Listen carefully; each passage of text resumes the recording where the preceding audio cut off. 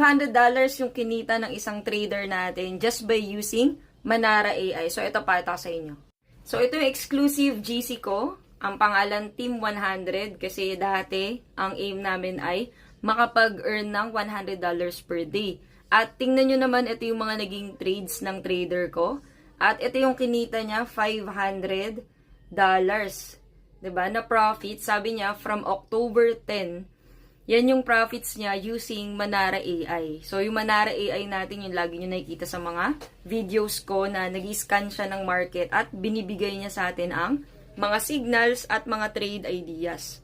May mga post ako na nakita online na sabi nila hindi daw effective yung Manara AI, na SL daw sila, nalolos daw sila. So, yung tool kasi na yun, guys, yes, it's an AI, pero meron pa rin tayong kailangan na konting analysis at kailangan na mapag-aralan natin siya muna. So, sa team namin,